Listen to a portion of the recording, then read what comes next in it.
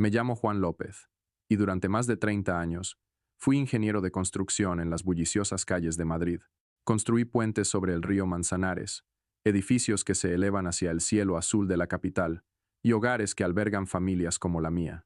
Pero nada de eso se compara con el proyecto más personal de mi vida, la casa que le regalé a mi hija Isabel.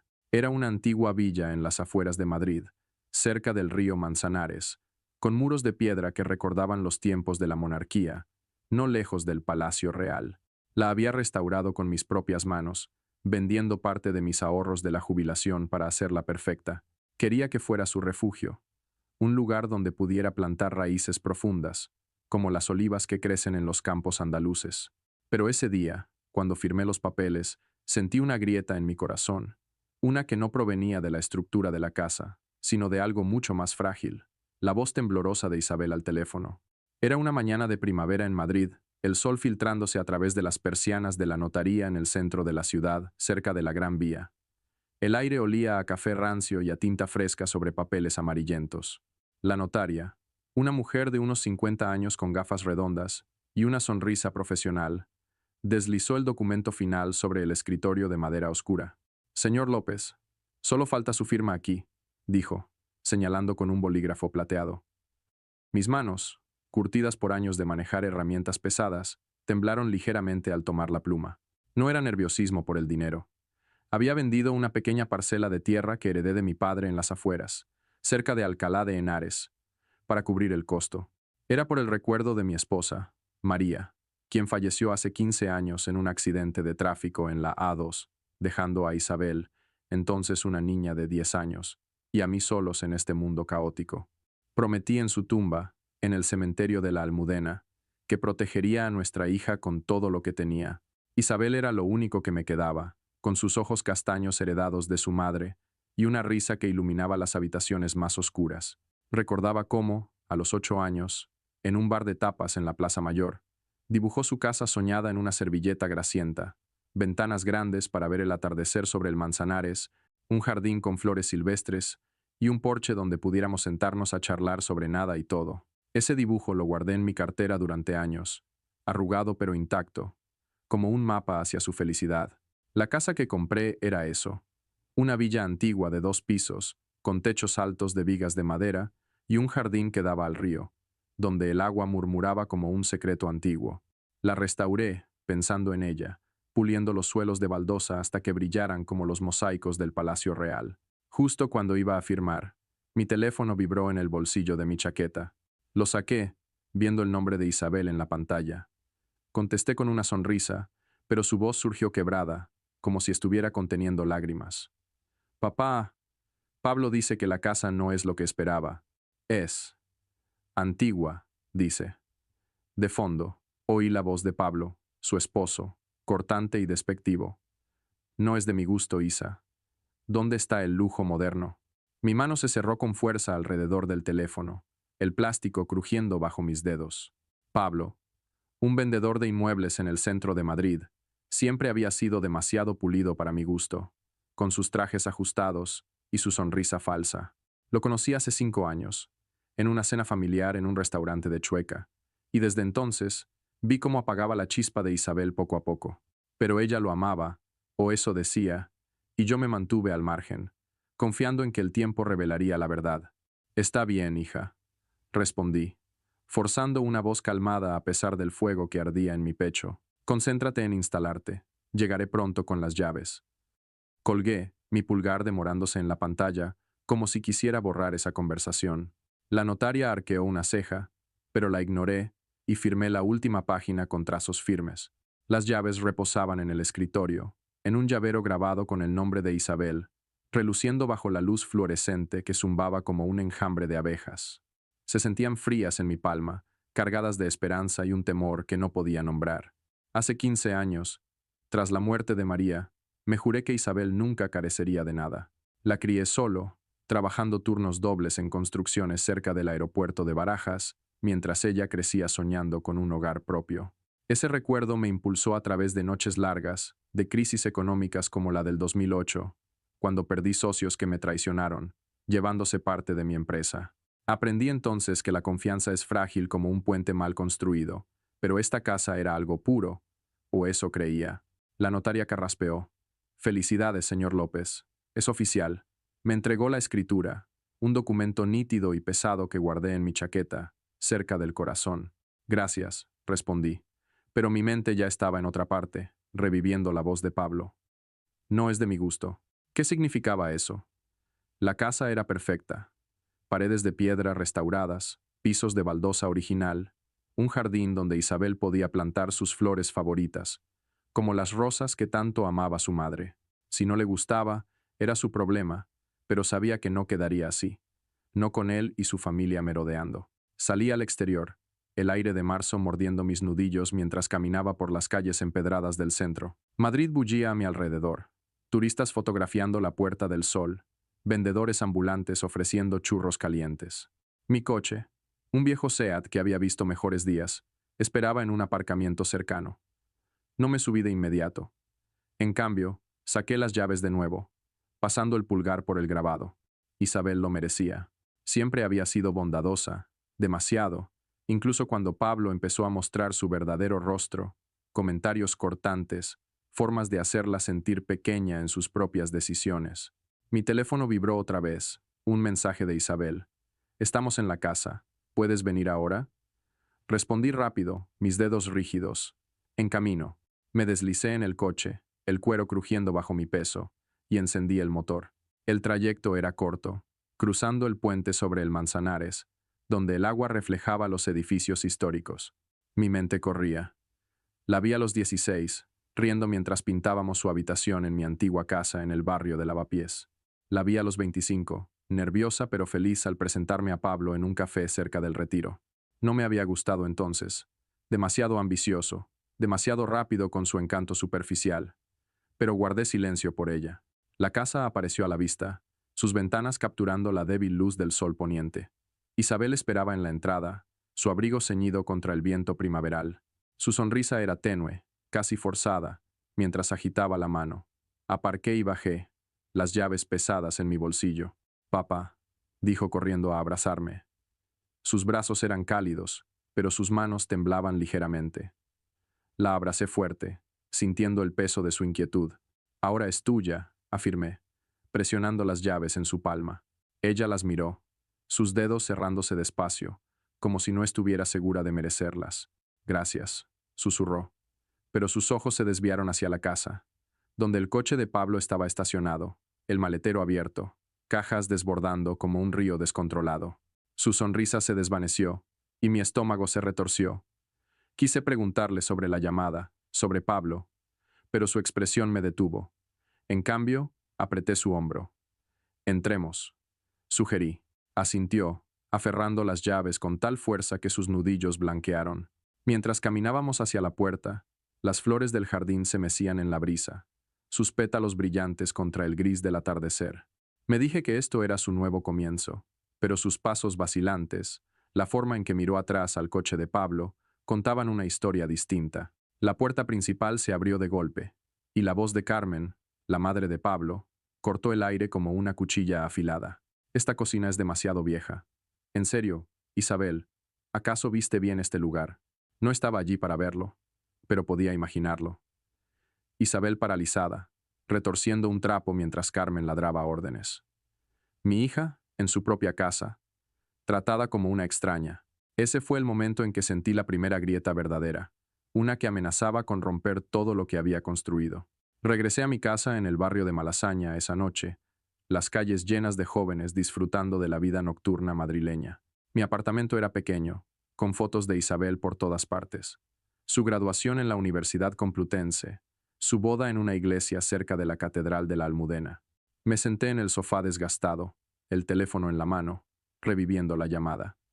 Isabel había intentado sonar optimista, pero su voz temblaba. Solo están estresados por la mudanza, dijo, pero yo sabía que era más. Carmen, con su actitud dominante, siempre había interferido, criticando las decisiones de Isabel como si fueran errores infantiles. Y Pablo, él era el puente débil en esta estructura familiar. Me prometí vigilar de cerca. La casa era para Isabel, no para que la contaminaran con sus demandas. Pero esa noche, mientras el tráfico de Madrid zumbaba afuera, No pude dormir. La grieta se había formado, y temía que se ampliara antes de que pudiera repararla. Suingir 14, capítulo 2. La invasión silenciosa. Regresé a mi apartamento en el barrio de Malasaña esa noche, con el peso de las llaves aún en mi bolsillo, aunque ya no eran mías. Madrid estaba viva a mi alrededor. El bullicio de los bares de tapas en las calles estrechas, el aroma a chorizo y vino tinto flotando en el aire primaveral. Pero yo me sentía desconectado, como un puente roto en medio del tráfico.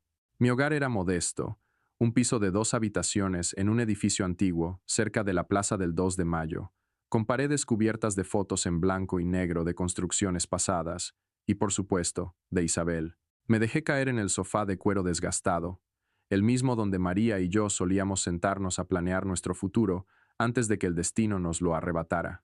Saqué el teléfono, esperando un mensaje de Isabel que confirmara que todo estaba bien. Pero solo llegó uno breve. Estamos desempacando. Todo agitado, agitado. Esa palabra me inquietó, como una grieta en una estructura que parece sólida, pero que amenaza con colapsar. Cerré los ojos, y mi mente retrocedió a la crisis económica del 2008. Madrid era un caos entonces. Bancos cerrando, construcciones paralizadas, familias perdiendo sus hogares. Yo dirigía una pequeña empresa de ingeniería civil, construyendo infraestructura cerca del río Manzanares, pero un socio me traicionó. Emilio, se llamaba, un hombre con sonrisa fácil y promesas vacías. Desvió fondos para sus propios proyectos, dejándome al borde de la quiebra. Luché durante meses en tribunales cerca del Palacio de Justicia, perdiendo amistades y noches de sueño. Aprendí entonces que la traición no siempre viene de enemigos, a veces de aquellos en quienes confías. Sobreviví vendiendo activos y trabajando el doble, pero la lección se grabó en mí como una marca en el hormigón. Vigila de cerca lo que valoras, o alguien lo contaminará. Ahora, pensando en Pablo y su familia en la casa de Isabel, sentía un eco de esa traición. ¿Estarían ya reclamando el espacio como suyo? El teléfono vibró de nuevo, sacándome de mis pensamientos. Era Isabel, llamando. Contesté rápido, mi voz intentando sonar ligera. ¿Cómo va la instalación, hija? Hubo una pausa, y luego su voz surgió tensa, como si estuviera midiendo cada palabra. Hay muchas cajas, papá. Carmen es muy particular con dónde van las cosas. De fondo oí un estruendo, seguido de la risa de Pablo. Cuidado, Isa. No rompas mis trofeos de fútbol. Mi mandíbula se tensó. Imaginé la escena en esa villa antigua. Las paredes de piedras centenarias, ahora manchadas con huellas de botas apresuradas. Los suelos de baldosa rayados por el arrastre de muebles. Carmen, con sus tacones altos, resonando como disparos en el pasillo, dirigiendo a los mudanceros como un general en una batalla.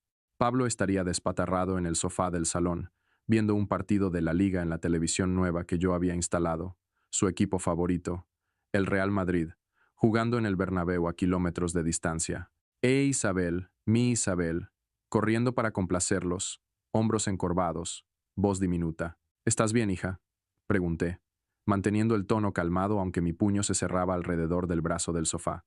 Forzó una risa delgada, casi inverosímil. Bien, papá, solo ocupada. Pero oí la voz de Carmen de nuevo, cortante como un cuchillo de cocina. Isabel, el café ya está frío. ¿No puedes hacer nada bien? La llamada terminó abruptamente, y miré el teléfono, mi pulso martillando en las sienes.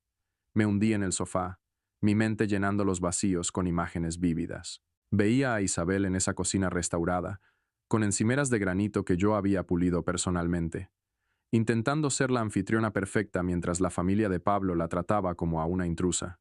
Carmen, con sus ojos fríos y su collar de perlas falsas, criticaría todo. Las cortinas demasiado anticuadas, la iluminación tenue de las lámparas de época, hasta el olor a madera vieja que le daba carácter a la villa. La hermana de Pablo, si es que había venido, ecoaría las quejas, mientras su padre permanecía callado, sorbiendo una cerveza Mahou en el jardín, con vistas al Manzanares. Recordé el día que recorrimos la casa por primera vez, solo nosotros dos. Isabel pasó los dedos por las vigas del techo, ojos brillantes. Plantaré olivos en el jardín, papá, como en los campos de Andalucía, y cenaremos aquí todos los domingos, con paella casera. Esa era la Isabel que conocía, esperanzada, llena de planes, influenciada por las tradiciones españolas que su madre le enseñó. Pero el matrimonio con Pablo la había apagado, como una vela en una iglesia durante la Semana Santa. Debí notarlo antes, en las cenas familiares donde él dominaba la conversación, hablando de sus ventas inmobiliarias en el barrio de Salamanca, mientras Isabel asentía en silencio. Mi teléfono vibró con otro mensaje. Puedes llamar después. Todo está revuelto. Respondí que sí, pero mis dedos se detuvieron sobre las teclas. Quise conducir de vuelta, irrumpir y exigir respuestas, pero me quedé quieto. Había pedido espacio, y se lo daría, por ahora. En cambio, me puse de pie y caminé a la ventana, mirando la plaza abajo, donde jóvenes charlaban alrededor de bancos grafiteados.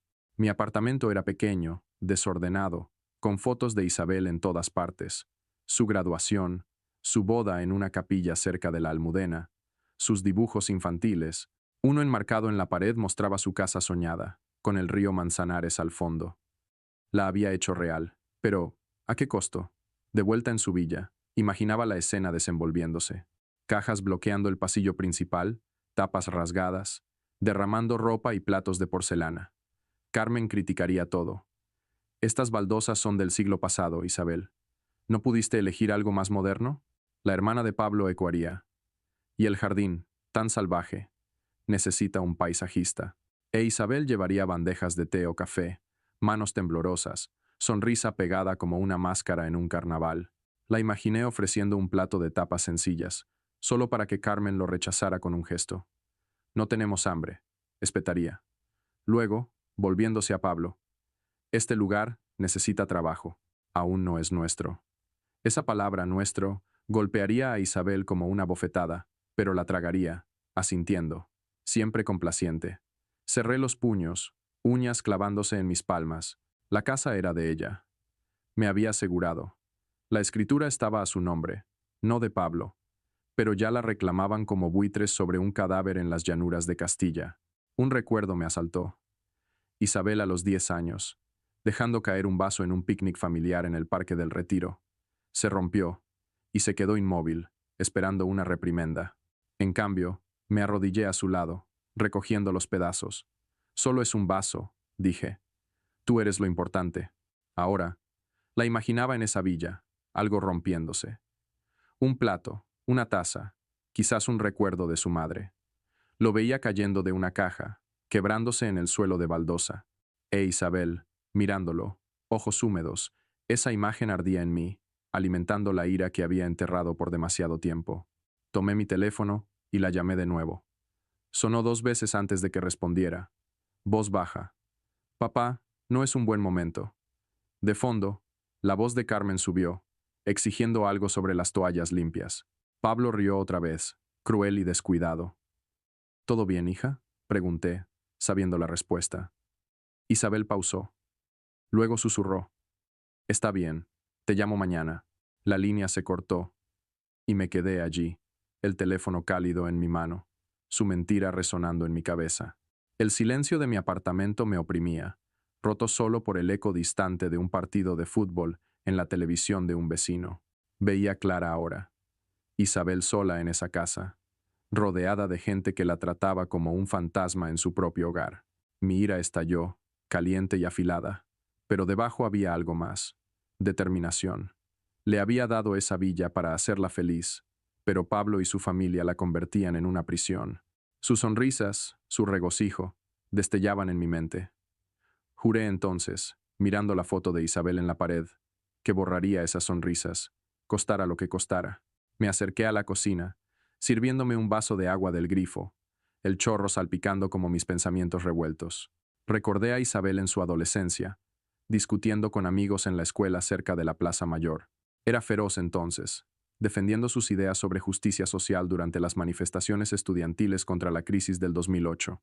Papá, el mundo no es justo, pero podemos cambiarlo, decía, con el puño en alto. ¿Dónde estaba esa chica ahora? Apagada por Pablo, por Carmen. No podía permitirlo. Mañana la llamaría temprano, antes de que ellos despertaran. Vigilaría desde lejos, como un ingeniero inspeccionando una estructura inestable. La invasión había comenzado en silencio, pero yo no me quedaría de brazos cruzados. Madrid dormía afuera, Pero en mi pecho, una tormenta se avecinaba. Al día siguiente, el sol de Madrid se filtraba a través de las cortinas de mi apartamento en Malasaña, proyectando sombras largas en el suelo de madera que crujía bajo mis pies. Me había despertado temprano, con el aroma a café, recién hecho llenando la cocina pequeña, pero mi mente estaba lejos, en la villa junto al Manzanares. El teléfono vibró en la mesa, y mi corazón se apretó al ver el nombre de Isabel. Contesté con voz calmada, pero su respuesta llegó en un susurro ahogado, como si estuviera escondida en algún rincón de su propia casa. Papá, no puedo más con esto. Me tratan como si fuera la sirvienta. Sus palabras se rompieron en sollozos suaves, cada uno un clavo en mi pecho. Aferré la encimera, los nudillos blanqueando, mientras ella describía el caos. Platos apilados, órdenes constantes. La lengua afilada de Carmen cortando como un viento del norte. Estaba de pie en mi cocina, la taza de café enfriándose en mis manos, mientras imaginaba la escena con claridad dolorosa. Era el segundo día, y la villa antigua se había convertido en un campo de minas. Isabel fregando platos en el fregadero de porcelana restaurada, mangas arremangadas, sudor perlado en su frente bajo la luz tenue de la lámpara colgante. La cocina olería a tostadas quemadas y leche agria, con platos amontonados de un desayuno que no la invitaron a compartir. Los tacones de Carmen resonarían en las baldosas centenarias, cada paso un juicio implacable.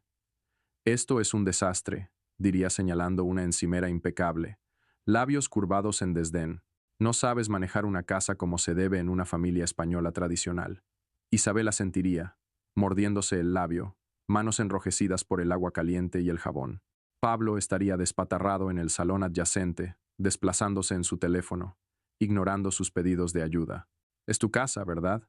Gruñiría con una mueca audible. Límpiala tú. Mi sangre hirvió, pero mantuve la voz serena. No tienes que hacerlo todo, hija.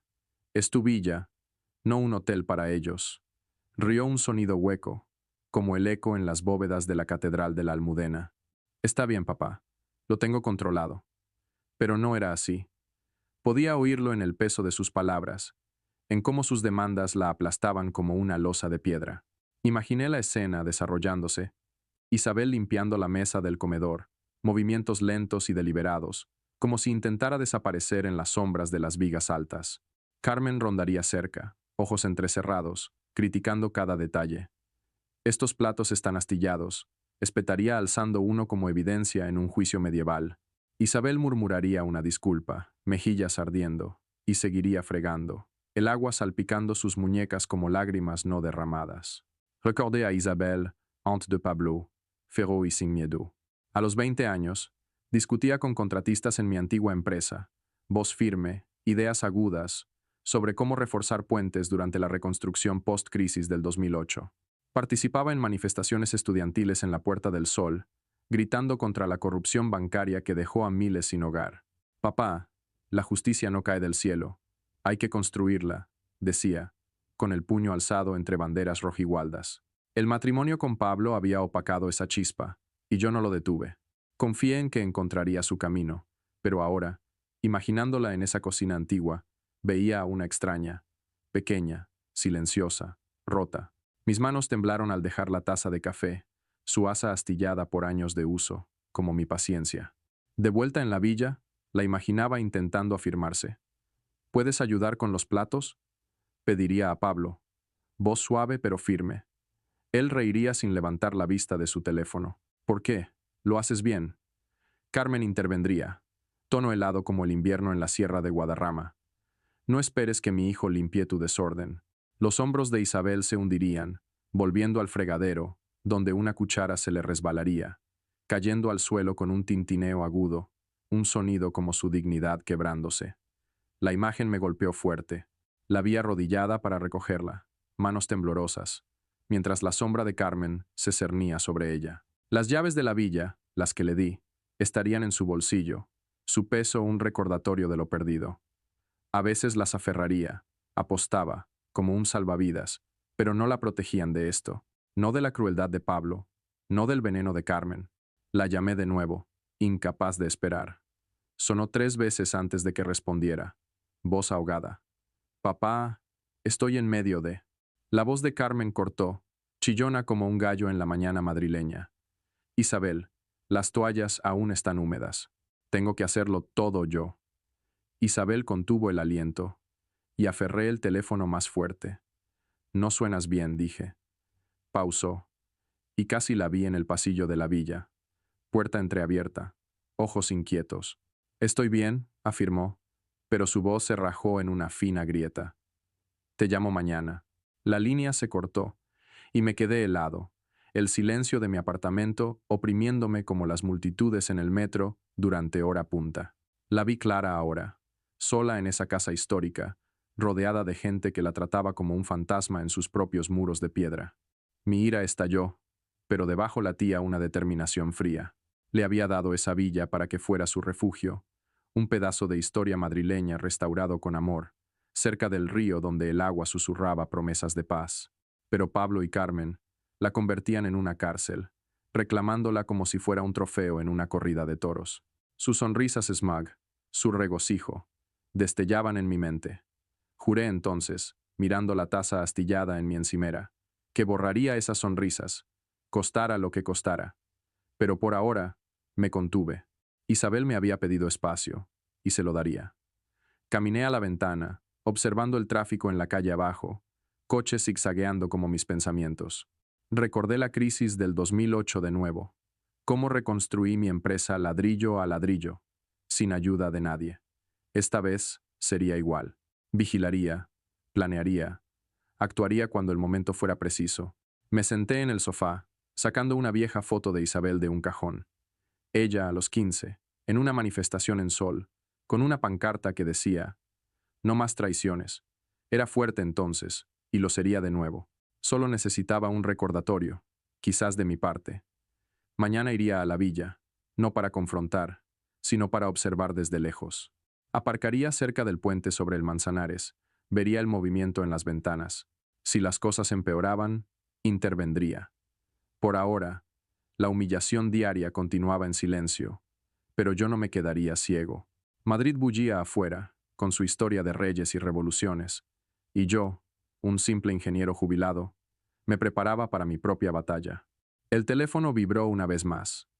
Un mensaje de Isabel. Todo bajo control. No vengas aún.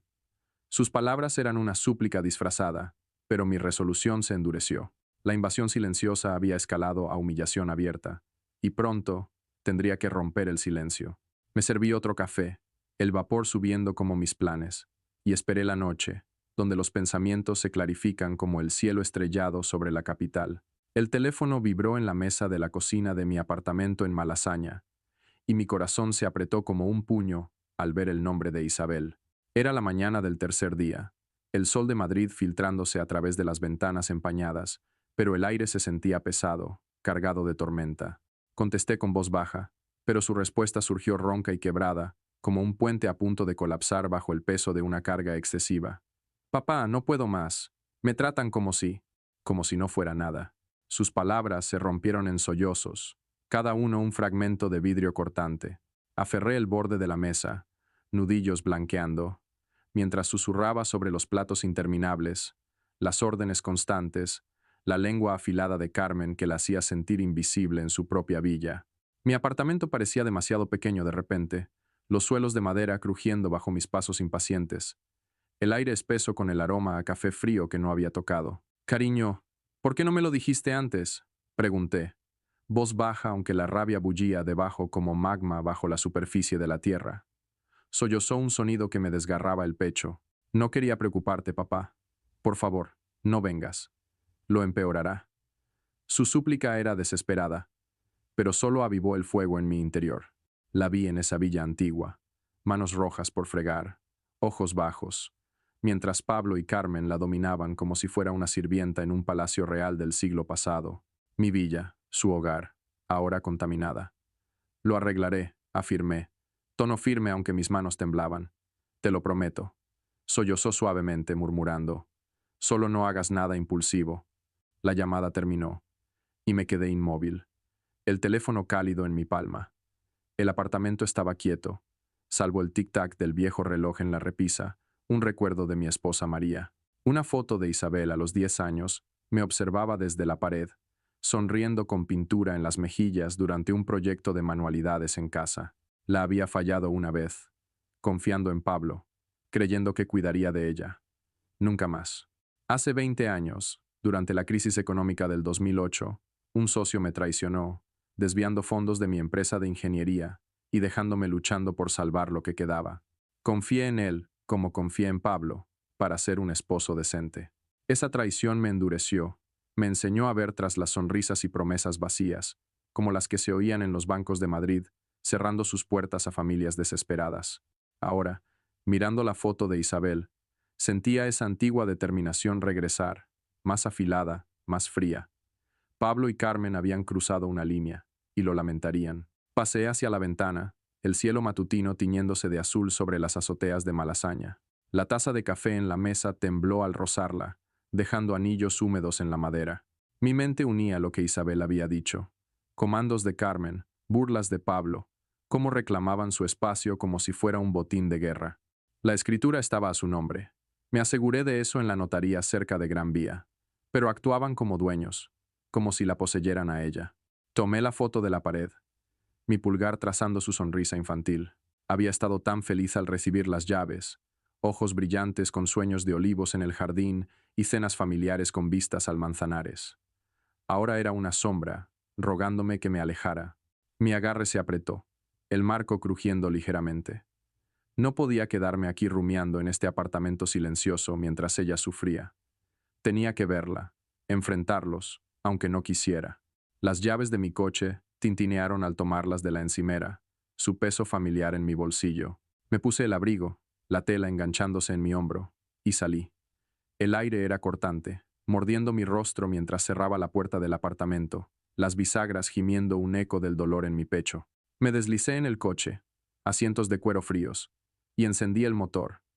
El tablero brilló, proyectando sombras en mis manos, al aferrar el volante. Conduje por las calles tranquilas de Madrid, pasando por la Puerta de Alcalá, donde el tráfico matutino empezaba a fluir como el río Manzanares en primavera.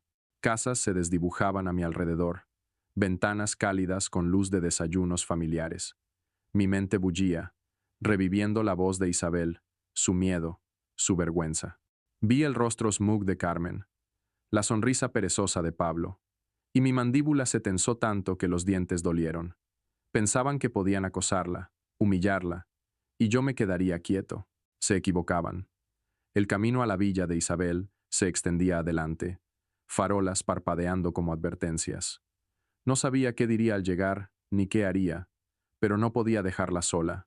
Las llaves en mi bolsillo presionaban mi muslo, recordatorio de la promesa. Darle un hogar, una vida, un futuro. Lucharía por eso, costara lo que costara. Golpeé la puerta de la villa con el puño, la madera antigua temblando como un mazo en una construcción.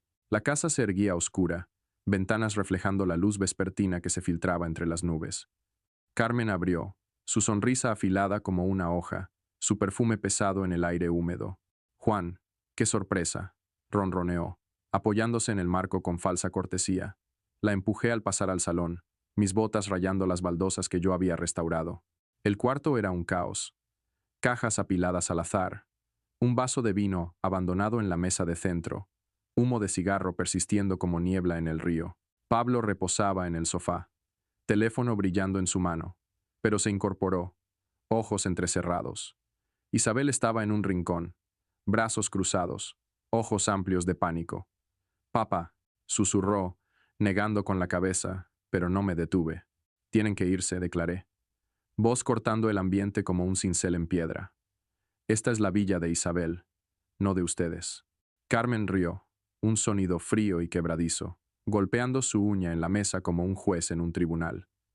«Oh, Juan, qué dramático». Pablo levantó la vista, mueca perezosa. «Ya oíste, tranquilízate, viejo». Avancé, manos en puños. «No tienen derecho a tratarla así. Empaquen y salgan». El aliento de Isabel se entrecortó, pero no se movió.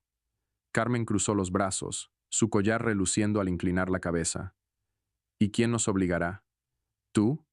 Su voz era puro veneno, ojos desafiantes. Pablo se puso de pie, arrojando el teléfono al sofá. «Estás fuera de tu elemento, Juan». Metió la mano en una caja, y sacó un montón de papeles, agitándolos como una bandera. Esto dice que nos quedamos legalmente. Me congelé, ojos fijos en los documentos. La fuente era irregular, el papel demasiado nítido, pero las palabras transferencia de propiedad golpearon como un puñetazo. ¿Qué es eso, Isabel? Exigí, voz baja. Nuestra reclamación, dijo Carmen, acercándose, tacones, resonando. Pensaste que nos iríamos. Pablo sonrió, lanzando los papeles a la mesa. Una hoja se deslizó al piso, y él se apresuró a agarrarla, su confianza titubeando. Los ojos de Isabel saltaban entre nosotros, manos retorciendo su manga. Papá, por favor, susurró. Pero no podía mirarla. Aún no son falsos, afirmé, aunque mi garganta se apretó. No pueden forjar su entrada en su hogar. Pablo rió, pero forzado, ojos desviándose a Carmen. Díselo a un juez. Carmen asintió, sonrisa ampliándose. Vete, Juan, te estás avergonzando. Recordé el día que Isabel vio esta villa por primera vez, su risa ecoando en las habitaciones vacías, mientras planeaba dónde colgar cuadros de familia. Ahora esos cuartos parecían una jaula, sus sueños enterrados bajo cajas y mentiras. Mi pecho ardía, pero forcé una respiración. Pensaban que habían ganado, con rostros smog y papeles endebles. Se equivocaban. No son bienvenidos aquí, declaré, voz firme ahora, y lo probaré. Me volví a Isabel, rostro pálido, ojos húmedos. No he terminado, le dije, suave para que solo ella oyera. Asintió apenas, labios temblando. Carmen aplaudió lentamente. Burlona. ¡Qué héroe! Pablo resopló, aferrando los documentos como escudo. Salí, la puerta cerrándose de golpe, eco agudo en la tarde quieta. El aire mordió mi rostro al cruzar el jardín, llaves clavándose en mi palma. Me deslicé en el coche, motor rugiendo, y me quedé mirando la villa. Sus risas secas resonaban en mi cabeza, pero también el susurro de Isabel. Volvería, los haría pagar. El camino se extendía oscuro adelante, y conduje, mente ya planeando el siguiente paso. De regreso en mi apartamento, llamé a Isabel. Ven conmigo, dije. Horas después, la recogí en el porche de la villa, con una sola bolsa. Nos sentamos junto a la ventana, su cabeza en mi hombro. Lo siento tanto, susurró. La abracé. No es tu culpa, es de ellos. Discutimos planes, recordando la crisis del 2008. No confiar en promesas sueltas. Decidí contratar a un abogado. La ira se había despertado y no se apagaría fácilmente. Entré en la oficina de Elena Torres, la puerta de vidrio siseando al cerrarse detrás de mí. El espacio era elegante, con muebles de madera pulida que recordaban los despachos antiguos del centro de Madrid, un escritorio de cristal reluciente y un leve aroma a café flotando desde una máquina en la esquina. Afuera, el horizonte de la capital brillaba a través de las ventanas panorámicas, la gran vía zumbando abajo con el tráfico incesante de coches, autobuses y peatones apresurados hacia sus destinos diarios. Elena, una abogada de unos 45 años con gafas de montura fina posadas en la nariz y una expresión aguda como el filo de un cuchillo, deslizó una carpeta sobre el escritorio. Esos documentos que mencionaste son falsos, Juan, dijo, su voz nítida y profesional, como el sonido de un martillo en un tribunal. Pero necesitamos prueba sólida para desmontarlos por completo. Mi pecho se aflojó un poco, el peso opresivo de la ira acumulada en los últimos días, elevándose ligeramente, aunque sabía que la lucha estaba lejos de terminar. Me senté en el sillón de cuero negro, que crujió bajo mi peso como los suelos de mi viejo apartamento, y hojeé la carpeta con manos temblorosas. Copias de los papeles que Pablo había agitado con arrogancia. Bordes demasiado limpios para ser auténticos. Firmas desiguales, como si hubieran sido forjados en una imprenta improvisada en algún sótano de la ciudad. ¿Cómo lo probamos exactamente?, pregunté, mis dedos rozando las páginas amarillentas mientras intentaba mantener la calma. Elena se recostó en su silla giratoria, golpeando rítmicamente el escritorio con una pluma plateada. Las falsificaciones siempre dejan rastros evidentes, fechas inconsistentes que no cuadran con los registros notariales, fuentes tipográficas dispares que no coinciden con los estándares oficiales. Lo he visto docenas de veces en casos de fraude inmobiliario, especialmente después de la gran crisis económica del 2008. Sus palabras me transportaron de vuelta a esos años oscuros en Madrid, bancos como Bankia y Caixa, colapsando bajo el peso de hipotecas tóxicas, familias desalojadas de sus hogares en barrios humildes como Vallecas o Usera, mi propia empresa de ingeniería, al borde del abismo por traiciones financieras de socios, que desaparecieron con fondos robados. La gente como tu yerno y su madre, continuó Elena, a menudo recurre a trucos así para reclamar propiedades ajenas, pero necesitamos más para sepultarlos legalmente. Algo personal, como irregularidades en sus finanzas. Gente como Carmen siempre tiene esqueletos en el armario, sobre todo si han jugado con deudas ocultas durante la burbuja inmobiliaria. La palabra esqueletos pendió en el aire como una amenaza velada, y no pude evitar visualizar el rostro smug de Carmen, sus tacones altos, resonando en las baldosas centenarias de la villa de Isabel, mientras ladraba órdenes como una reina en el Palacio Real. Asentí, mi mente acelerando como el tráfico en la A3 durante hora punta. La oficina se sentía luminosa y moderna, casi estéril con sus paredes blancas y cuadros abstractos, pero la presencia de Elena la anclaba en la realidad. Ojos agudos detrás de las gafas, tono directo y sin rodeos, como una ingeniera midiendo con precisión una estructura inestable antes de reforzarla. La había contactado ayer por la tarde, tras esa noche de ira contenida en mi apartamento de Malasaña, cuando Isabel y yo nos sentamos junto a la ventana mirando las luces parpadeantes de la plaza abajo. Elena, una vieja conocida de un caso donde defendí mi empresa contra un socio traidor en los tribunales cerca del Palacio de Justicia, aceptó reunirse de inmediato. Ahora, aquí estábamos, trazando los primeros pasos de una guerra legal que se sentía tan sólida como los puentes que yo construía sobre el Manzanares. ¿Qué sugieres que hagamos primero?, pregunté, cerrando la carpeta con un chasquido seco. Elena sonrió, un brillo astuto iluminando sus ojos. Un experto en finanzas forenses. Alguien que excave profundo en sus vidas, revise registros bancarios, impuestos y cualquier rastro de fraude. Marcos Ruiz es el mejor en esto. Un pitbull en auditorías. Ha desenterrado escándalos en bancos regionales post-crisis, como esos préstamos fantasma que arruinaron a miles. Deslizó una tarjeta de visita sobre el escritorio, el papel grueso con Marcos Ruiz, consultor financiero impreso en negrita, junto a un número de teléfono y una dirección en el barrio de Chamberí, no lejos de la plaza de Olavide. Es caro, pero vale cada euro. Si Carmen ha usado nombres falsos para buy mourn o esconder deudas, como tantos hicieron en 2008 para evadir ejecuciones hipotecarias, él lo encontrará. Guardé la tarjeta en el bolsillo de mi chaqueta, sus bordes doblándose ligeramente bajo mis dedos, sintiéndose como un boleto a la justicia largamente esperada. Mi teléfono vibró en ese momento. Isabel, su voz suave pero teñida de ansiedad al otro lado. Papá, ¿hay novedades? ¿Cómo fue la reunión? Miré a Elena, quien asintió con un gesto de cabeza, y caminé hacia la ventana panorámica, la ciudad extendiéndose abajo como un vasto mapa de edificios históricos y modernos entretejidos. Avanzamos bien, hija, respondí, manteniendo un tono ligero para no alarmarla más de lo necesario. Elena confirma que los papeles son falsos y está planeando los pasos legales. Ahora contratamos a un experto para investigar sus finanzas. Oí su exhalación, un suspiro de alivio pequeño pero palpable, como una brisa fresca en el río Manzanares durante un día caluroso. ¿Seguro que podemos confiar en ella, papá? ¿Y en ese experto?, preguntó, su voz aún temblorosa por los recuerdos de la humillación. Absolutamente, afirmé, mis ojos fijos en la carpeta sobre el escritorio. Mantente firme, Isabel.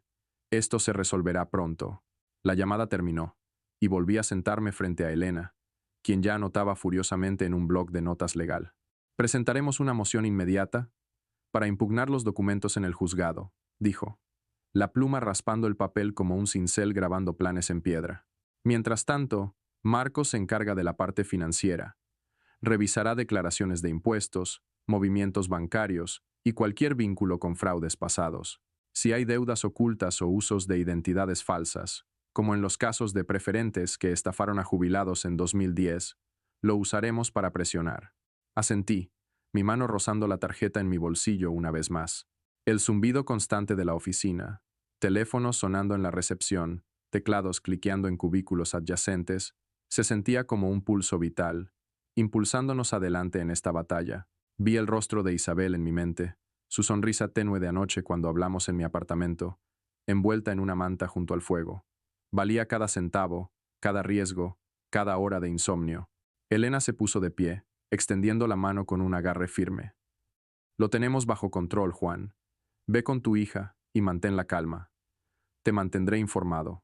Sacudí su mano, sintiendo una oleada de gratitud, y tomé la carpeta, su peso reconfortante bajo mi brazo. La puerta de vidrio se abrió al salir, el ruido caótico de la Gran Vía, irrumpiendo como una oleada. Claxones, voces de vendedores ambulantes, ofreciendo churros, turistas fotografiando la arquitectura. Bajé a la acera, el aire matutino cortante mordiendo mi rostro, y saqué de nuevo la tarjeta de Marcos.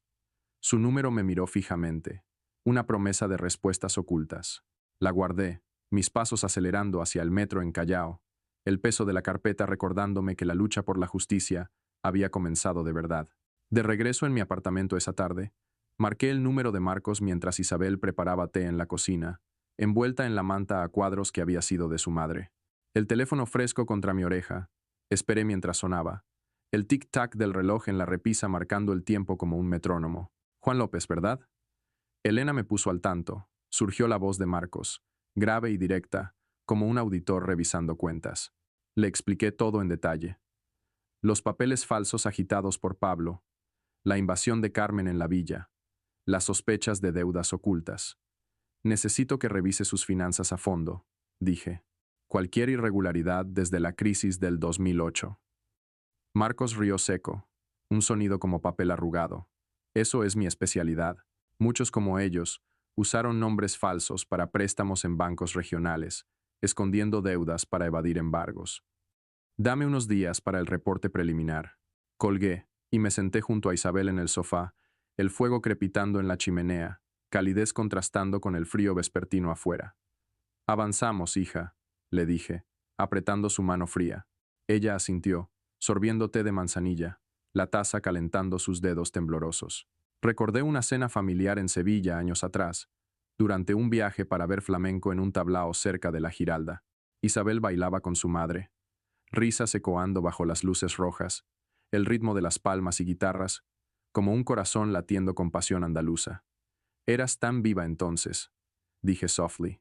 Lo sigues siendo. Solo necesitas recordarlo. Sus ojos se iluminaron un poco, y hablamos de planes futuros. Recuperar la villa, plantar olivos en el jardín con vistas al Manzanares, organizar cenas con amigos. Y si encontramos algo en las finanzas de Carmen, susurró Isabel, su voz ganando fuerza. Lo usaremos para obligarlos a irse, afirmé, mi determinación endureciéndose como hormigón fresco. Días después, Marcos llamó con el reporte preliminar. Tengo algo sólido, dijo. Carmen tiene deudas ocultas desde 2010. Usó un nombre falso para un préstamo en un banco local durante la crisis. Está ligada a un fraude menor en propiedades, evadiendo impuestos como tantos en esa época. Mi pulso se aceleró, una oleada de esperanza mezclada con ira. Envíame los detalles, respondí. Colgué y le conté a Isabel, quien sonrió por primera vez en semanas, una chispa de su antiguo fuego regresando. Podemos ganar esto, papá. Asentí, prometiendo solemnemente. Recuperaremos tu casa, y ellos pagarán por lo que te han hecho. La búsqueda de justicia había revelado sus primeras grietas en su armadura, y con cada descubrimiento sentía la estructura de nuestra victoria, fortaleciéndose, ladrillo a ladrillo. La lluvia tamborileaba suavemente en mi paraguas mientras esperaba bajo un roble centenario en el Parque del Retiro, las ramas cargadas de hojas húmedas mecidas por el viento otoñal de Madrid. El aire olía a tierra mojada y a pino fresco, el parque casi desierto salvo por algún corredor ocasional que desafiaba el mal tiempo. Marcos Ruiz se acercó con paso firme, su gabardina aleteando como una capa, sosteniendo un sobre de Manila en la mano. Carmen no es tan limpia como cree, dijo, su voz seca y directa, con una mueca curvando sus labios. Me entregó el sobre, sus bordes damp por la llovizna, y sentí su peso ligero pero cargado de posibilidad, como un plano de construcción que revela fallos ocultos en una estructura. El parque estaba quieto, salvo el zumbido distante del tráfico en la calle Alfonso XII, y abrí la solapa con dedos ansiosos, rozando las fotos y documentos brillantes adentro. Allí estaba. Carmen saliendo de una oficina bancaria, discreta en el barrio de Salamanca, años atrás, con un hombre que no era su esposo, firmando papeles bajo un nombre falso. Otra toma la mostraba riendo en una cafetería cercana, cabeza inclinada cerca de él, discutiendo lo que parecía un esquema financiero. Mi pulso se aceleró, una sonrisa sombría extendiéndose por mi rostro. ¿Cómo lo obtuviste todo?, pregunté, alzando la vista hacia Marcos. Él encogió hombros, encendiendo un cigarro con un mechero que parpadeó bajo la lluvia. La seguí una semana, revisé registros públicos de la agencia tributaria. Es descuidada. Se reúne con contactos viejos todos los martes, mismo lugar cerca de la Plaza de Colón, y los documentos datan de 2010, durante la crisis. Usó un alias para un préstamo fraudulento, evadiendo impuestos en propiedades que compró con dinero prestado de forma ilegal. Su tono era casual, pero sus ojos agudos observaban mi reacción, como un ingeniero evaluando la resistencia de un puente. Deslicé las fotos de vuelta al sobre, que crujió como hojas secas bajo mis dedos. La lluvia amainó a una llovizna fina, acumulándose en un banco cercano donde gotas formaban charcos reflectantes. Vi el rostro de Carmen en mi mente, su sonrisa smog al agitar esos papeles falsos en la villa de Isabel, creyéndose invencible. Estas pruebas eran su debilidad, una grieta profunda en su armadura financiera, ligada directamente a los escándalos de la burbuja inmobiliaria que azotó España en 2008-2010. Bancos como Bankia habían caído, dejando un rastro de fraudes, y Carmen, al parecer, había jugado en las sombras, usando nombres falsos para acumular deudas que ahora la perseguirían. ¿Qué tan sólido es esto?, pregunté, guardando el sobre bajo mi abrigo para protegerlo de la humedad. Marcos exhaló humo, la nube disolviéndose en el aire húmedo, lo suficiente para asustarla y ganar en corte. Teme perder la cara, sobre todo si sale a la luz su fraude menor. Evadió miles de euros en impuestos, y hay testigos. Arrojó el cigarro a un charco, donde chisporroteó, y se apagó. Es tu arma. Úsala con sabiduría. Asentí, mi mente ya ponderando cómo empuñar esta arma, no de inmediato, sino en el momento preciso, como calcular el punto de apoyo en un andamio. No aún. Necesitaba coordinar con Elena, la abogada, para que esto fuera irrefutable. Mi teléfono vibró en el bolsillo. Isabel, su voz tensa al contestar. Papá, ¿actualizaciones? No aguanto más en tu apartamento. Quiero mi casa de vuelta. Me refugié bajo el dosel del roble, protegiendo el teléfono de la lluvia. Avanzamos, hija, dije, vago pero esperanzador. Tengo pruebas sólidas contra Carmen. Confía en mí. Pausó, y oí su exhalación, un suspiro de alivio mezclado con determinación. Lo hago, papá. ¿Cuándo actuamos? Pronto, prometí, colgando.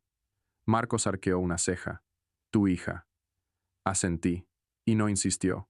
Solo inclinó el sombrero y se alejó, su gabardina fundiéndose en el crepúsculo del parque, dejando atrás el eco de sus pasos en los senderos empedrados. Me quedé solo un momento, el retiro oscureciendo alrededor, la lluvia un patrón tenue en las hojas.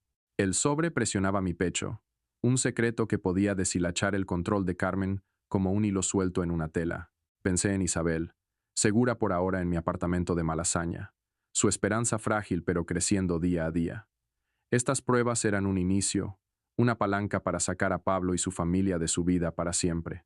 Le di esa villa para que construyera un futuro, un pedazo de historia madrileña restaurado con amor, y derribaría a quien intentara robarlo.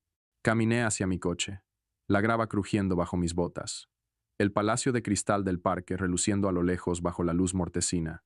Adentro del vehículo, el aire espeso con olor a cuero húmedo, el tablero brillando al encender el motor. Puse el sobre en el asiento del pasajero, una esquina curvándose levemente por la humedad. El camino se extendía resbaladizo por la lluvia, faros cortando la penumbra, mis manos aferrando el volante con firmeza, pero mi mente corriendo, planeando el siguiente movimiento, el instante en que enfrentaría a Carmen y vería su fachada desmoronarse como un edificio mal construido. De regreso en el apartamento, compartí el sobre con Isabel bajo la luz cálida de la lámpara de la sala. Sentados en el sofá desgastado, ella hojeó los documentos, sus ojos ampliándose con cada página. Papá, esto es increíble. Carmen, con deudas ocultas, fraude en 2010. ¿Cómo lo escondió tanto tiempo? Su voz era una mezcla de incredulidad y furia creciente, como el rugido distante del Manzanares en crecida. Recordé a Isabel en su época universitaria en la Complutense, aquí en Madrid, donde estudiaba Derecho Social y participaba en seminarios sobre justicia económica post-crisis. La corrupción no se acaba con la burbuja, decía entonces, citando casos de evasión fiscal que arruinaron familias.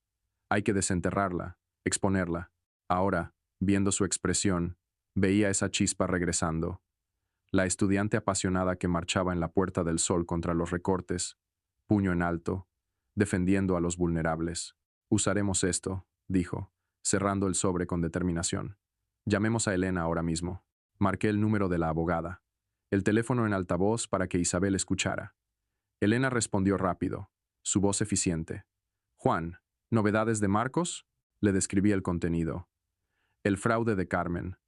Los préstamos bajo nombre falso. Los vínculos con escándalos bancarios de 2010. Perfecto, dijo Elena. Esto fortalece nuestra moción. Prepararé una demanda por falsificación y extorsión, usando estas pruebas para presionar un acuerdo extrajudicial. Si Carmen teme que salga su pasado, se irán sin pelear. Isabel intervino, su voz firme por primera vez en semanas. Quiero enfrentarlos yo misma, con papá. Que sepan que no me doblegarán. Elena pausó, luego asintió verbalmente. Bien, pero con cuidado. Organizaré una reunión formal en la villa, con testigos si es necesario. Mañana al atardecer. Colgamos, y el silencio del apartamento se llenó de expectativa. Isabel se levantó, caminando a la ventana, donde las luces de Malasaña parpadeaban como estrellas urbanas. Recuerdo la Complutense, murmuró. Aprendí allí sobre justicia social, sobre cómo el sistema falla a la gente común durante crisis como la del 2008. Carmen es parte de eso. Evasores que roban a los honestos. La abracé por los hombros, orgulloso de su fuerza renacida. Y tú la expondrás, dije. Pasamos la noche planeando. Repasamos los documentos. Imaginamos el confronto, recordando anécdotas de su juventud para fortalecer su resolución. Afuera, la lluvia cesó, dejando un cielo claro sobre Madrid. Pero en mi pecho, una tormenta se avecinaba, cargada de justicia, largamente esperada. Al amanecer, decidimos ir a la villa esa misma tarde, armados con las pruebas. El corazón me latía con anticipación, como antes de una gran construcción, sabiendo que un error podía derrumbar todo. Pero con Isabel a mi lado, y las revelaciones ocultas en mano, sentía que la victoria estaba cerca. La revelación había salido a la luz, y pronto, iluminaría el camino de regreso a su hogar. Golpeé el puño contra la puerta de la villa, la madera antigua estremeciéndose bajo la fuerza como un eco de mi ira acumulada. El sobre con las pruebas de Marcos presionaba mi pecho, sintiéndose como una granada lista para explotar el mundo falso de Carmen. La villa, la de Isabel, se erguía oscura bajo el cielo crepuscular de Madrid, las cortinas corridas, pero sabía que estaban adentro, reclamando lo que no les pertenecía. «Ábranme», grité, mi voz ecoando por la calle tranquila de las afueras, cerca del río Manzanares, donde el agua murmuraba como un testigo silencioso. Isabel estaba a mi lado, su aliento irregular, su mano rozando la mía por valor, su rostro pálido pero determinado. La puerta crujió al abrirse, y el rostro de Carmen apareció, su mueca flaqueando al ver mi expresión endurecida. «Tienen 10 minutos para salir», declaré, entrando al salón sin esperar invitación. El aire estaba viciado, espeso con olor a café viejo y humo de cigarro persistente, cajas abarrotando el piso como barricadas, un vaso de vino a medio vacío tambaleando en la mesa de centro. Pablo reposaba en el sofá, su teléfono brillando con la luz de una pantalla, pero se incorporó bruscamente, ojos entrecerrados en desafío. «¿De qué va esto, viejo?», espetó, su voz perezosa pero teñida de nerviosismo. Arrojé el sobre a la mesa con un golpe seco, una foto deslizándose fuera. Carmen firmando papeles fraudulentos en 2010, su sonrisa congelada en color granoso junto a un cómplice bancario. El rostro de Carmen palideció, su mano temblando al alcanzar la foto. «¿De dónde sacaste eso?», siseó, su voz baja, casi un gruñido animal. La miré fijo, inquebrantable, mi postura firme como las vigas que yo mismo había reforzado en esta villa. «No importa.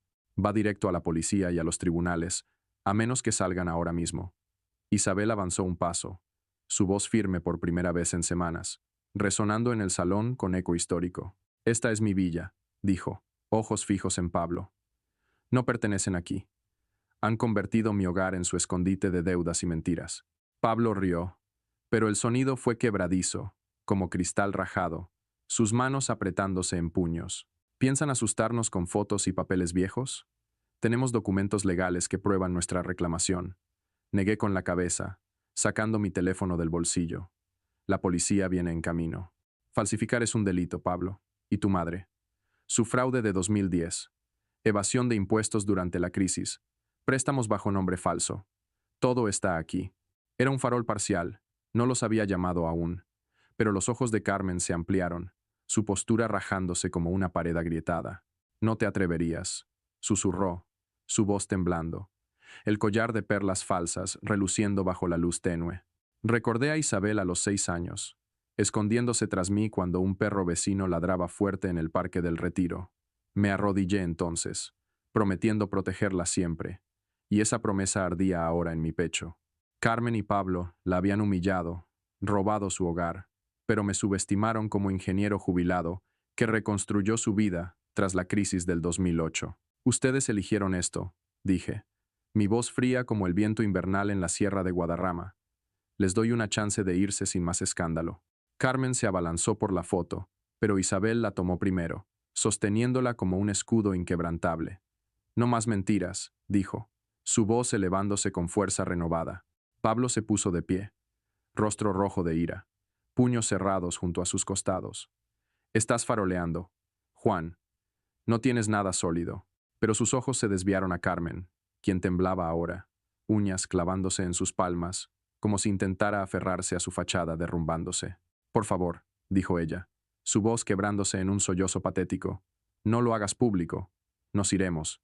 Las palabras eran una rendición absoluta, y sentí una satisfacción sombría, como ver un puente defectuoso colapsar bajo su propio peso. La mano de Isabel encontró la mía, su agarre apretado, y la devolví, orgulloso de la mujer en que se había convertido. Fuerte, inquebrantable, como las murallas de Toledo que resisten siglos. Tienen 5 minutos ahora, declaré, retrocediendo hacia la puerta, pero sin quitarles los ojos de encima. Los hombros de Carmen se hundieron, ojos húmedos de pánico puro, mientras Pablo maldecía en voz baja, pateando una caja que derramó su contenido por el piso de baldosa, ropa arrugada, platos rotos, símbolos de su caos. Isabel quedó a mi lado, mentón alto, ya no la mujer rota que intentaron crear con sus órdenes y burlas. El salón se sentía más pequeño de repente, su poder menguando cada segundo como arena escapando de un reloj. Me volví, guiando a Isabel al porche fresco, pero su voz me detuvo. Espera, dijo, enfrentándolos directamente. Nunca me controlarán de nuevo. Esta villa es mía, y Madrid es testigo. Salimos al porche, el aire nocturno fresco en mi piel, refrescante como una brisa del Manzanares. Aferraba las llaves de la villa en mi bolsillo, metal cálido ahora, no un campo de batalla, sino una promesa cumplida. Adentro, la voz de Carmen subió aguda y desesperada, discutiendo con Pablo. Esto es tu culpa, gritó, su tono histérico rompiendo el silencio de la noche. Tú y tus ideas tontas de reclamar lo ajeno. Pablo replicó amortiguado, frenético, mientras sonidos de maletas arrastradas y cajas volcadas llenaban el aire. Isabel se recostó en mí, su aliento estable por fin, y supe que habíamos ganado esta ronda, pero no miré atrás. Las llaves en mi mano eran suficiente, un recordatorio de la victoria. Vecinos comenzaron a asomarse de sus porches cercanos, murmullos suaves en la calle empedrada, sus siluetas iluminadas por farolas antiguas. La señora García, de la casa contigua, cruzó los brazos observando el caos. Era hora, murmuró lo bastante alto para que oyéramos. Su apoyo silencioso como el de una comunidad unida, típico de los barrios madrileños, donde los lazos vecinales resisten como las tradiciones de la Semana Santa. El grito de Carmen rasgó la noche una vez más. Esto es por ti, Pablo. Lo arruinaste todo. Una maleta cayó con estruendo en el porche, su cierre abriéndose, vestidos derramándose por el césped húmedo como sueños descartados y rotos. Pablo salió furioso, arrastrando una caja pesada, su rostro enrojecido de ira y vergüenza. No me eches la culpa, gritó, su voz quebrándose como un niño regañado. Tú y tus secretos financieros nos metieron en esto. La mano de Isabel reposaba en mi brazo, toque ligero pero firme, y la observé. Ojos estables, ya no nublados de miedo, sino claros con resolución. La villa atrás se erguía imponente, sus ventanas capturando el resplandor del caos interior, un faro de historia que habíamos recuperado. Vecinos como el señor Ruiz, del otro lado, salieron a su césped, brazos cruzados, observando con aprobación callada. «Buen viaje», murmuró la señora García, su voz carrying en la brisa nocturna. Isabel avanzó, su voz clara y resonante. «Este es mi hogar», dijo dirigiéndose a Pablo mientras metía cajas en su coche con manos temblorosas. «No lo tomas. Vayan y enfrenten sus deudas solos». Carmen tropezó afuera. Cabello salvaje, bufanda colgando de su bolsa como un trapo derrotado. «¿Piensan que ganaron?», espetó, pero sus ojos se desviaron a los vecinos, voz temblando de humillación. Isabel no se inmutó. «Lo hice», afirmó, palabras afiladas como una espada toledana. Carmen se congeló, luego se volvió contra Pablo, uñas clavándose en su brazo. «Prepara el coche, idiota». Pablo se liberó maldiciendo, arrojando una lámpara al maletero, su pantalla arrugándose con un crujido patético. Recordé a Isabel a los 17, enfrentando a una amiga que traicionó su confianza en la escuela cerca de la Plaza Mayor. Voz temblando pero firme, me enorgullecí entonces como ahora. Había hallado esa fuerza de nuevo, y estaba a su lado, mano en su hombro, viendo su imperio desmoronarse. La maleta en el césped yacía abierta, un par de tacones reluciendo en la hierba, símbolo del control roto de Carmen. «Están acabados», susurré a Isabel. Ella asintió, labios curvándose en una sonrisa tenue pero triunfante. Pablo cerró el maletero de golpe, manos temblando visiblemente. «No hemos terminado», gruñó, pero evitó los ojos de Isabel, su bravata evaporándose. Carmen subió al coche, rostro una máscara de furia contenida, y ladró a Pablo que se apresurara. «¡Sube!», gritó, y él obedeció, hombros encorvados como un hombre derrotado. El motor rugió, faros cortando el crepúsculo, iluminando brevemente los rostros curiosos de los vecinos. El coche se alejó chirriando neumáticos, dejando atrás un silencio pesado pero liberador.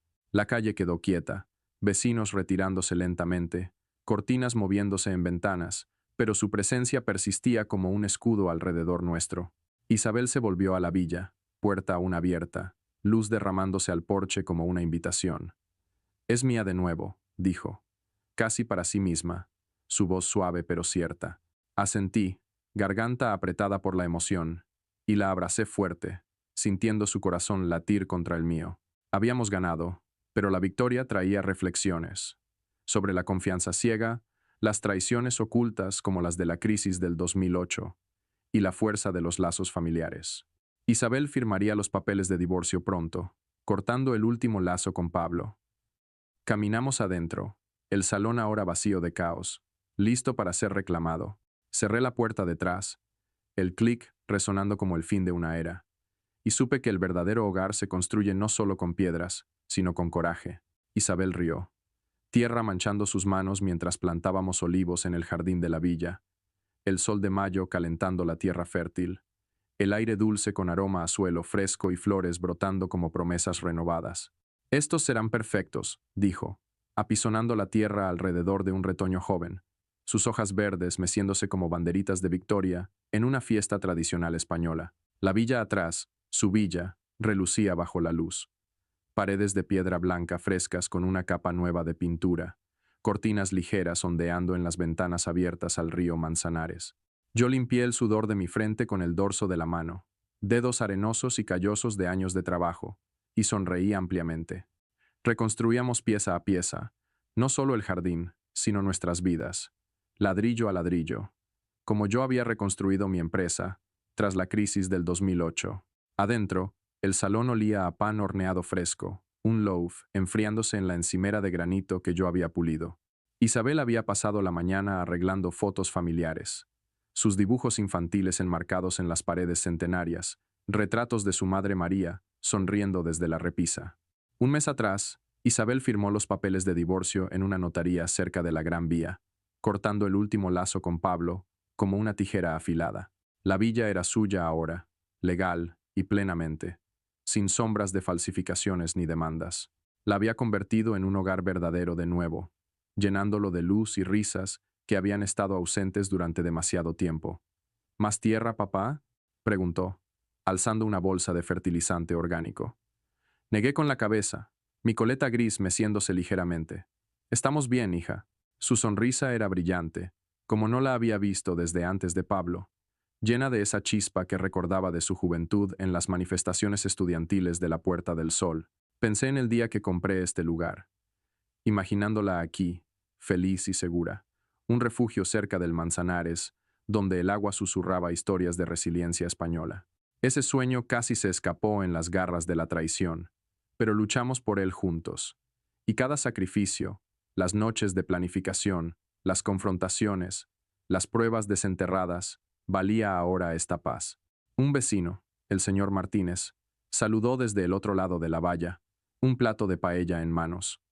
Bienvenida de vuelta, Isabel, llamó, cruzando el césped con paso lento pero cálido. Se puso de pie, limpiando tierra de sus jeans desgastados, y tomó el plato con una sonrisa genuina. Gracias, Antonio, dijo, su voz llena de gratitud. Otros vecinos habían pasado toda la semana trayendo comida. Empanadas caseras, tortilla española, incluso una botella de vino Rioja de la señora López al lado. Su apoyo era una fuerza callada, típica de las comunidades madrileñas, donde los lazos se tejen como en una familia extendida, resistiendo crisis como la del 2008, que unió a tantos en la adversidad. Santander no era solo un lugar en el mapa, era una red de personas que eligieron el lado de la justicia, recordándonos que en España, la solidaridad es un valor que no se rompe fácilmente.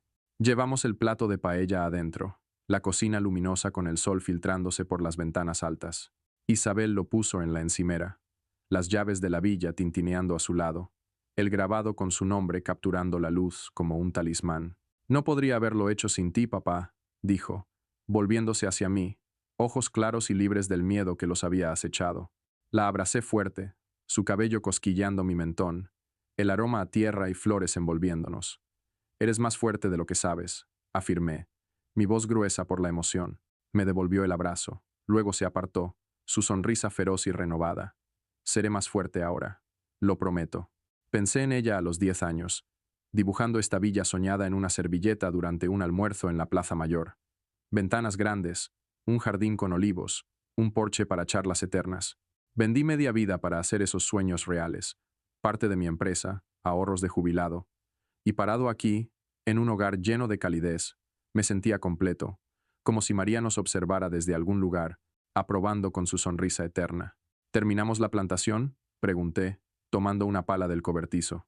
Asintió. Y salimos de nuevo, el sol elevándose más alto, bañando el jardín en oro. Más tarde, nos sentamos en el porche, el cielo rayado de naranja y rosa como un atardecer flamenco. La villa brillaba atrás, ventanas abiertas, calidez derramándose al exterior. Isabel se recostó en mí, su mano rozando la mía con ternura. Esto es hogar, dijo, voz suave pero segura, mirando el Manzanares fluir pacíficamente. Asentí, garganta apretada, y observé el atardecer, su luz bañando el jardín, la calle empedrada, la vida que habíamos recuperado. Las llaves reposaban en la mesa adentro, ya no un símbolo de batalla, sino de promesa cumplida y paz duradera. Meses después, la villa florecía como nunca. Los olivos jóvenes, echando raíces profundas, flores silvestres bordando el jardín con colores vibrantes. Isabel había empezado una nueva vida, trabajando en un despacho legal en el centro de Madrid, ayudando a víctimas de fraudes inmobiliarios, inspirada por nuestra propia lucha. Es mi forma de devolver, me dijo una tarde, mientras compartíamos una cena de tapas en el porche, el aroma a jamón y queso manchego flotando en el aire. Yo, jubilado pero activo, la ayudaba con pequeñas reformas, una nueva valla, un banco bajo los olivos, para leer al atardecer. Los vecinos seguían viniendo, trayendo historias y risas, fortaleciendo esa red comunitaria que nos salvó. Recordé a María en esos momentos, su risa en viajes familiares a Andalucía, bailando sevillanas bajo la luna. La familia es nuestra fuerza, solía decir, y ahora lo entendía más que nunca. La traición de Pablo y Carmen, sus deudas ocultas y falsificaciones, eran ecos de la crisis del 2008, promesas rotas, confianza traicionada. Pero la justicia siempre vence, como demostramos. Isabel era prueba viva, de víctima a guerrera, protegiendo a otros de lo que sufrió. Gracias por no rendirte, papá, dijo una noche, estrellas brillando sobre Madrid. Por ti, siempre, respondí. Si esta historia te ha tocado, reflexiona sobre tus propios lazos, la familia, la justicia, la resiliencia. En España, como en la vida, el hogar se construye con amor y coraje. Gracias por leer.